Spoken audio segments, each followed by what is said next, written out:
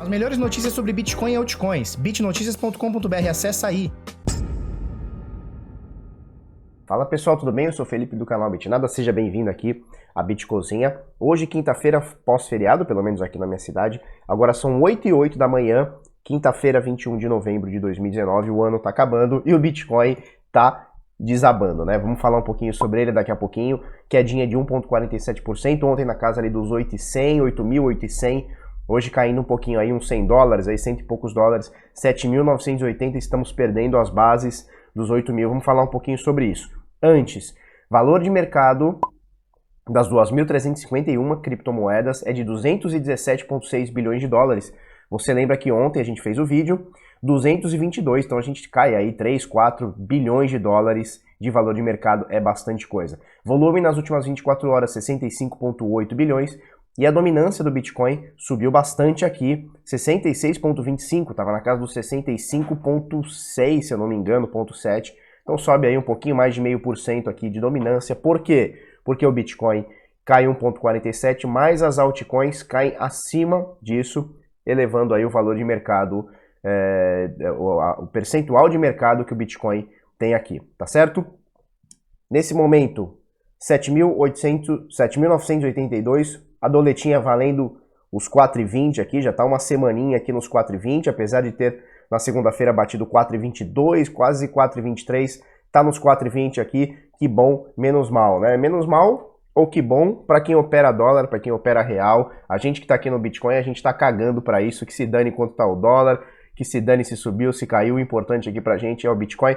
Quanto mais governos, bancos centrais intervêm na economia, mas a gente tem a certeza do que o nosso negócio aqui tá certo, né? Que o Bitcoin é o caminho mesmo, por ser descentralizado, por não ter um governo, por a gente não ter gente metendo o bedelho na economia, tá certo? Deixa eu mostrar aqui para vocês como está em Bitcoin os criptoativos, tá? Então aqui, ó, até o top 13, top 14 aqui que vai ter a primeira positiva. Então olha só, Ethereum cai, além do Bitcoin, que já caiu 1 ponto alguma coisa, quanto que foi aqui? 1,47%. A gente vê o Ethereum caindo mais 1,47%. Ripple, 1,20% negativo. Bitcoin Cash está aqui na mesma, ele está variando negativamente aqui, mas quase nada. Litecoin cai 4%, EOS cai 2,9%, quase 3%. Binance Coin cai 5%. Bitcoin SV continua na queda, 2,72%. Stellar cai 3,5%.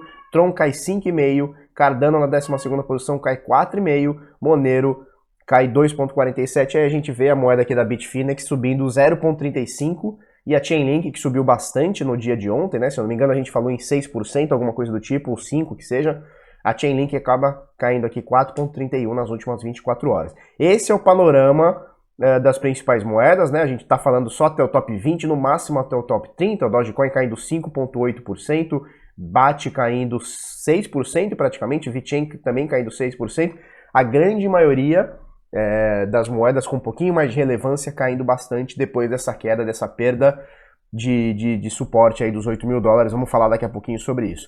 Antes eu gostaria de dar 2 recados. O primeiro, a gente está na Cos TV, tá? O que é a Cos TV? É uma plataforma um pouco mais descentralizada, comparando-se com o YouTube, tá? Então o YouTube tá dando uma sacaneada nos produtores de vídeo, agora mandou um e-mail pra gente aí dizendo que vai encerrar canais que sejam economicamente inviáveis e sei lá o que isso quer dizer, qual que é o parâmetro de um canal que é viável ou não.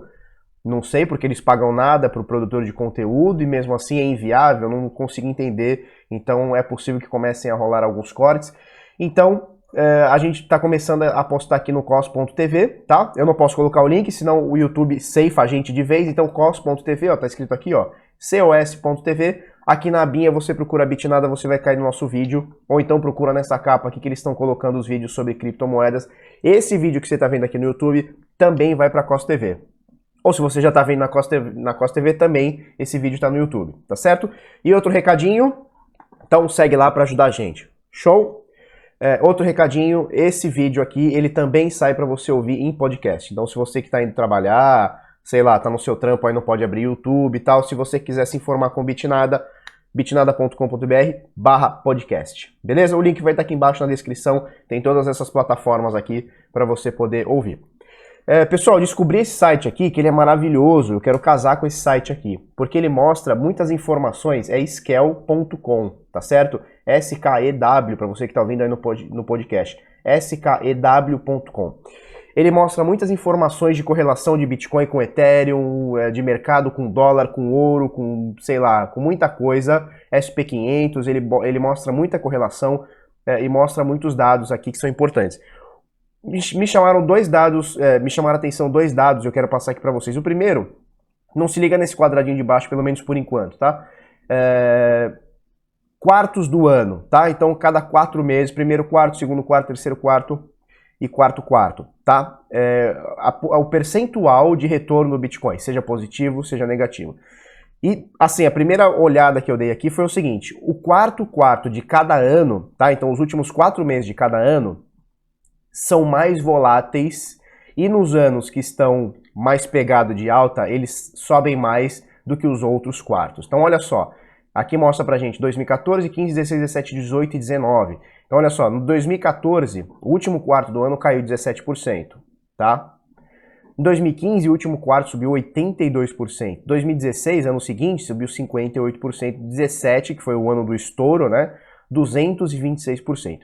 E aí, o ano passado, a gente teve aquela queda monstra, 43% de queda. Então a gente nota que o quarto quarto é o mais volátil de todos, tá? Seguido do segundo quarto. Então a gente nota que o primeiro quarto ele é bem mais pastel, então o pessoal fala, não, quando vira o ano o Bitcoin sobe, o Bitcoin cai, é o ano menos, é a parte do ano menos volátil, com exceção aqui de 2014, que teve 40% de volatilidade negativa, tá? No primeiro quarto, nos primeiros 4 meses, a maioria dos anos, e 2018 também que teve 50%, foi pesado, né? Mas também depois de 226% de alta, tivemos 50% aqui de quedinha disso aqui tudo.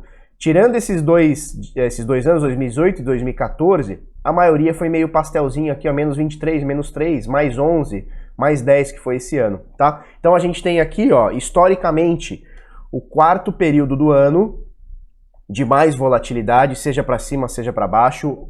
Para cima ele é mais do que para baixo, olha só. E o segundo quarto ele também é um pouco mais volátil, ele também é bom para o Bitcoin. Só teve um ano desde 2014 que foi negativo, que foi 2018, que ele caiu 8%. O resto ele é um bom ano. Esse ano, por exemplo, esse ano que a gente está aqui, 2019, no segundo quarto a gente subiu 161%. E logo no terceiro quarto, né, 4 meses depois, a gente tem aqui uma queda de 25%. Então a gente nota que o Q1 e o Q3 são os mais pastéis também. Aqui a gente vê 2017 também foi um ano cabuloso, né? Todo o ano subiu, né? Mas em 2017 a gente também teve 74% de alta, é um ano também totalmente atípico, mas a gente nota que o Q3 junto com o Q1 são períodos do ano mais tranquilos. Então, olha só, para quem gosta de operar, isso aqui é um dado excelente. Para você também que quer fazer hold e tal, um dado excelente, porque a gente sabe que o segundo quarto do ano e o quarto quarto do ano são melhores. Eu vou deixar o link aqui. Outro dado muito bom é esse aqui, ó. Eu vou falar sobre esses dois aqui, tá, pessoal? Que eu gostei bastante. Primeiro, o valor correlacionado entre Bitcoin e Ethereum, tá? Ele mostra aqui 2017 a 2019, tempo atual. E mostra aqui embaixo também o top 10, a correlação entre as top 10 criptomoedas, tá certo? Eu quero colocar aqui, ó, você tá vendo que ele tem vários parâmetros aqui. Então, olha só, correlação de um mês, correlação de 3 meses, 6 meses e um ano. Eu vou deixar só aqui um ano, só pra gente dar pra ficar mais limpo esse gráfico. Não consigo, tá vendo que eu não consigo, né? Mas se eu clicar aqui, pronto, deixa eu ver. Não tô conseguindo deixar de um ano, não importa, olha só. Se a gente colocar aqui, a gente vai ver que entre 2017 e começo de 2018, a correlação ela era muito pouco próxima de 100%, ou seja, era muito pouco correlacionada. Inclusive um período aqui foi negativo, ela foi quase 64% negativa, ou seja, o preço não tinha nada a ver. Quando acontecia uma coisa, acontecia outra, nada a ver com o Bitcoin entre Ethereum, tá? E a gente vai notando que com o tempo, olha só, 2017, muita oscilação, 2018 a gente já começa a ter uma correlação um pouquinho maior, e aí a gente vai juntando até 2019, então de 2018 a 2019, o preço do Ethereum e do Bitcoin estão correlacionados. Se a gente colocar aqui as top 10, a gente olha a correlação, se a gente colocar um ano aqui, não está funcionando um ano, sei lá por quê. Sei lá por que não está funcionando um ano. Enfim, a gente vê aqui que no último ano, as top 10, o preço correlacionado, ou seja, se elas se mexem juntos, o que acontece com uma geralmente acontece com outra, né? Correlação.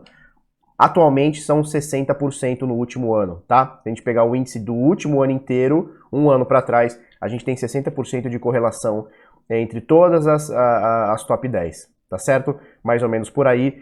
E o mínimo chegou a ser 52%, né? Não, a average é 59%. Então tá mais ou menos por aí. Tá mais ou menos por aí, tá? Em um mês a correlação tá altíssima, olha só, em um mês a correlação tá em 73%. Olha que loucura, né? Então, 73% de tudo que acontece é tudo correlacionado. Dado muito importante, um site muito bom, skew.com, skew.com. Vou deixar o link aqui para vocês darem uma olhada. Vamos falar sobre Bitcoin, olha só. Desde aqui, olha só, do dia 7 de novembro, a gente está amargando uma quedinha, tá? Então, olha só.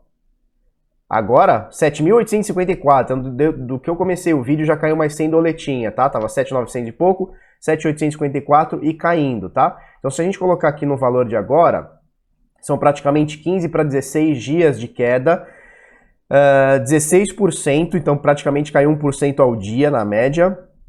Perdemos aqui praticamente 1.500 dólares o valor do Bitcoin nesses últimos 16 dias. É importante a gente notar o seguinte, nesses últimos 15 para 16 dias, a gente teve 1, 2, 3, 4, 5 dias que não foram queda. Por que eu estou dizendo não foram queda? Porque de alta a gente teve apenas um dia, que foi aqui o dia 10 de novembro, tá? Então tivemos essa primeira queda, lateralizou, um pouquinho positivo no segundo dia, no terceiro dia alta e aí só pedrada, né? Então alta mesmo apenas no dia 10 de novembro, o resto foram todos os dias ou lateralizados, apesar do candle estar verdinho aqui, ou de queda, e a gente já perde aí 16% do mercado, do valor de mercado do Bitcoin. Então olha só, nesse momento perdemos aqui os 8 mil dólares, que é o que a gente falava bastante ontem, anteontem, durante esses dias, né? Então a gente estava aqui na faixa, opa, tá meio ruim aqui. Então a gente estava aqui na faixa, desculpa essa linha meio torta, né? Reta curva, mas a gente estava aqui na linha dos 8 mil dólares, tentando segurar, e agora vamos ver se a gente segura nesse próximo aqui, que são 7.600 dólares, por volta disso, tá? 7.620, e a gente tem aquele suportão mais forte, que é o que a gente vem falando, que é 7.286, que além de ser um suporte, né, que o preço rolou aqui, ó, tá? No mês de maio, por aí, o começo de maio para meio de maio, a gente ainda tem uma retração de Fibonacci de 0,618, tá? Entre o topo aqui, aliás, entre o início aqui dos 3.129 dólares até os 14 mil dólares, aqui 13.900 qualquer coisa, que foi o que bateu, tá? Então a gente fez uma retração, a retração 0,618 de Fibo seria aqui por volta dos 7.200 e qualquer coisa, um pouquinho mais, um pouquinho menos. É o que a gente espera que o Bitcoin venha buscar no futuro próximo, tá? Se vai segurar ou não, são outros 500. Você lembra que desde quando chegou aqui nos 14, aí caiu um pouquinho, subiu um pouquinho de novo, 12 e tal, a gente comentou sobre esse suporte dos 7.200. Até aqui, o sentimento, para mim, na minha opinião, tá? Posso estar errado, mas até aqui, até esses 7.200, o sentimento é bullish, tá? Ou seja, o sentimento é de alta, apesar de uma correção bem cabulosa. Se a gente colocar aqui no pontinho exato, até aqui, são 47, quase 50% de correção, é bastante coisa, tá?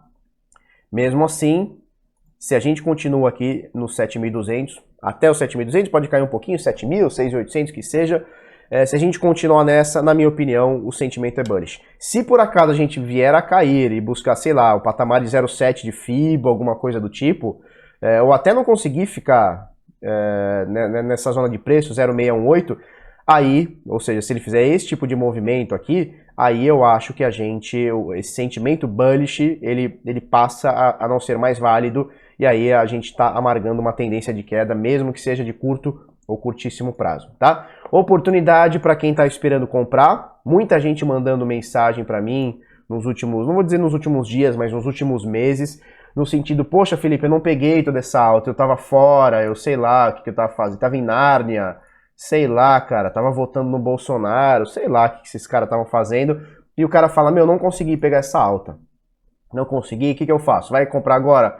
Agora é um momento ruim de comprar, a não ser que você faça compras parciais visando o longo prazo. Quando eu estou falando longo prazo, não é mês que vem, não é virando o ano, não é meio do ano que vem, não é halving em maio. Longo prazo é longo prazo, né? Longo prazo é coisa de 2, 4, 5 anos para frente, tá certo? Então, para longo prazo, acho interessante quando o Bitcoin dá esses picos para baixo, fazer pequenas entradas esperando para longo prazo. Para curto prazo, para quem está fazendo trade, aí é outra coisa totalmente diferente e eu não vou ficar falando sobre isso porque gera inúmeras interpretações, tá certo? Mas na minha opinião a gente está bearish, né? A gente está em queda, pelo menos no curtíssimo prazo, pelo menos também até aqui essa zona de suporte aqui 7.200 qualquer coisa.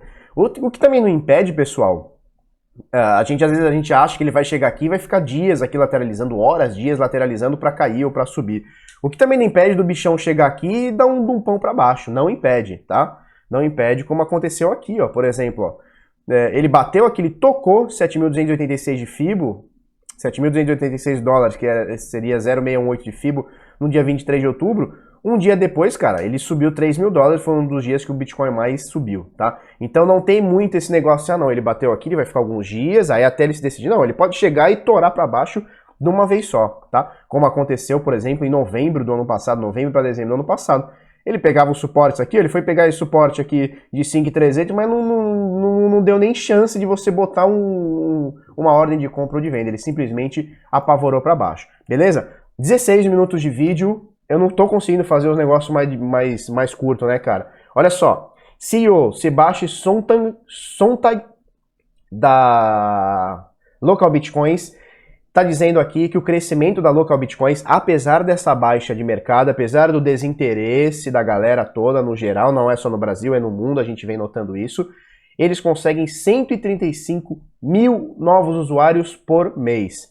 Cara, isso é um absurdo de gente no mundo inteiro querendo comprar Bitcoin via P2P. O que é o localbitcoins.com? É uma plataforma que meio que intermedia compradores e vendedores, tá? Então, se você é um vendedor P2P, você vai colocar lá, vai criar a sua reputação. Se você é um comprador, você pode escolher quem é o melhor vendedor, melhor custo-benefício. Seja preço, né? A gente sabe que P2P geralmente cobra um pouco mais caro do que corretora, tá? Geralmente, não é regra, tá? Antes que comecem a atacar pedra, podem ter exceções, mas geralmente é o que acontece. E você consegue ver quem é o melhor vendedor para melhor custo-benefício para você fazer sua compra via P2P. A Local Bitcoins faz até uma intermediação, etc. Eu, sinceramente, nunca usei. Tenho cadastro, nunca usei. Eles estão crescendo 135 mil novos usuários por mês, isso é bastante coisa, isso é mega importante. E tá aí a importância de plataformas como a Local Bitcoins, ou aqui no Brasil a gente tem o catálogo P2P.com, mais focado para o mercado brasileiro, obviamente, tá? Então isso são formas de você autorregular o mercado, tá? Então quem é que tem que falar para mim se o vendedor P2P é bom, se ele tem determinada KNAI, se ele tem determinado título, se ele é associado a alguma coisa de criptomoedas? Quem que tem que determinar? É um governo ou são as pessoas? São as pessoas. Então você vai lá no Local Bitcoin ou no catálogo p2p.com.br ou só .com, enfim, que seja, pode procurar aí catálogo P2P. Você vai olhar aquele determinado vendedor e você vai ver a reputação dele, o que as pessoas, o que os compradores estão falando dele. Essa é a melhor forma da gente tocar o mercado. Autorregulação. Então as pessoas decidindo o que é bom, o que é ruim. E não o governo falando, não, você só pode ser P2P ou você só pode ser uma exchange se você cumprir X, Y, Z requisitos. Tá certo? Mesmo porque governos não servem para nada, né? Já vamos falar mais sobre isso. Olha só, notícia do Cointelegraph Brasil, tá? Aliás, isso aqui é uma entrevista, tá? Do Sebastian Sontag.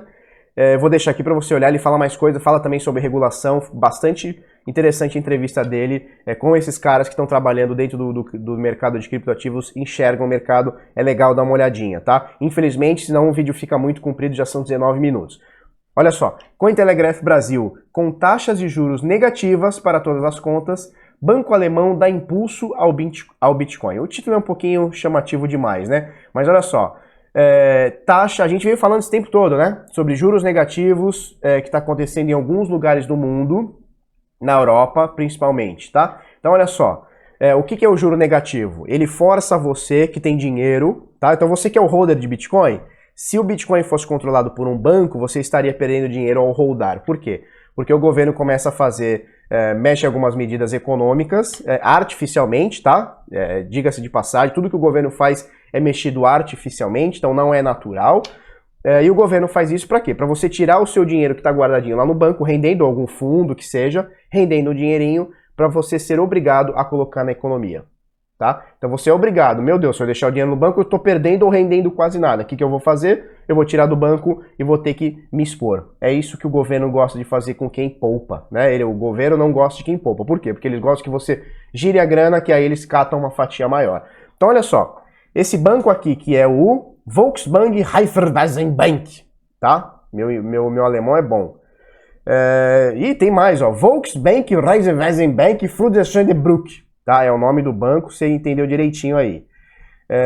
O que eles estão fazendo? O pessoal está depositando grana lá, valores pequenos, tá? Eles estão tirando 0,5% e estão pedindo desculpa, obviamente, para os clientes. É o jeito que o governo faz para catar um pedaço do seu dinheiro e fazer girar a economia, tá? Então já começam aqui os efeitos negativos do juro negativo, tá? Que o pessoal acha mó legal. A gente está acostumado aqui no Brasil com inflação, né? Por exemplo, a gente já pegou a inflação de 3 dígitos no Brasil.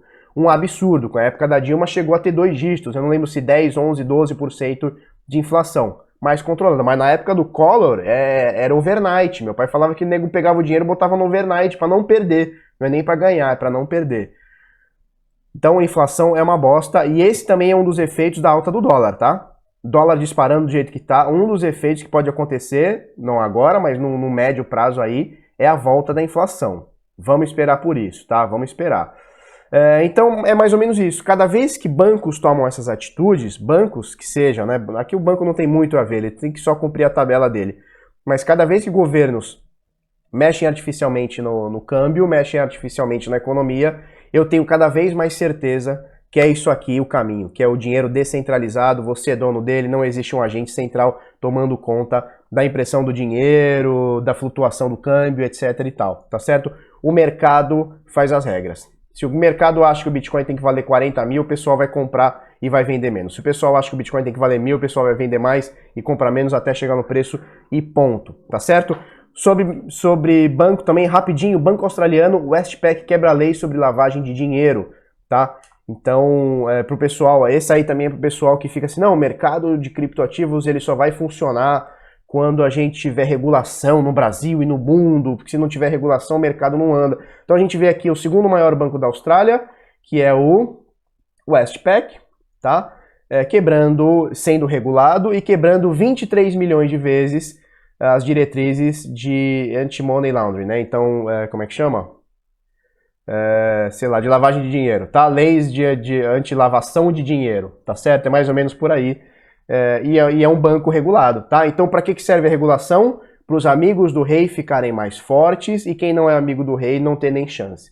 É o que eu venho batendo sempre na tecla aqui. Por isso que eu acho que uma regulação ela pode ser muito boa para investidores mais tradicionais, o pessoal que está na bolsa e tal, pode olhar com os bons olhos, mas para o pessoal que gosta de empreender, é péssimo, tá? E só para a gente terminar, GateHub, não é Pornhub, tá? Você que já está todo assanhado às 8h32 da manhã. GateHub tem vazamento de 1,4 milhão de dados pessoais. A gente falou do vazamento da Atlas ontem com 530 e sei lá quantos mil e-mails e senhas, pelo que eu entendi também. A gente tem aqui a GateHub vazando 1,4 milhão de dados pessoais da galera. Pessoal, cada vez mais importante o que os caras que entendem mais, né, sobre segurança e tal, falam que você precisa ter um e-mail para cada plataforma. Tá? Então se você usa, sei lá, o Deezer, se tô chutando, tá? Você usa o Spotify, um e-mail só para o Spotify. Ah, eu uso, sei lá, Binance, um e-mail só para Binance. Eu uso, sei lá, cara, o bate-papo da UOL, pumba, um e-mail só para o bate-papo da UOL. Porque se der merda num desse negócio, você não tem o seu e-mail exposto para todos os serviços que você usa. E geralmente as pessoas usam, elas têm, elas têm o hábito de usar a mesma senha ou senhas muito parecidas. Então o cara cata o vazamento de um negócio, ele vai ficar tentando tudo quanto é tipo de serviço que você usa com senha igual ou com a mesma senha ou senha parecida. Então cada vez aí a importância de você ter vários e-mails com várias senhas diferentes. Eu sei que é difícil, como é que você vai ter 50 mil, porque você usa um monte de coisa, porque eu também uso, todo mundo usa um monte de serviço na internet, como é que você vai ter um monte só de exchange, cara, eu tenho, sei lá, mais de 30 cadastros, né? Como é que você vai ter 30 e-mails para cada exchange? Como é que você vai lembrar o e-mail? Como é que você vai lembrar a senha? Infelizmente é assim que funciona, pelo menos você fica um pouco mais seguro. Pessoal, 25 minutos de vídeo praticamente, vamos para a tela de encerramento. É isso aí, cara. Amanhã, sexta-feira, estamos aí. Se você gostou desse vídeo, curte, comenta, compartilha com os amiguinhos, se inscreve no canal, coisa no sininho. Vamos pra cima, até amanhã, muito obrigado, tchau, tchau. As melhores notícias sobre Bitcoin e altcoins, bitnoticias.com.br, acessa aí.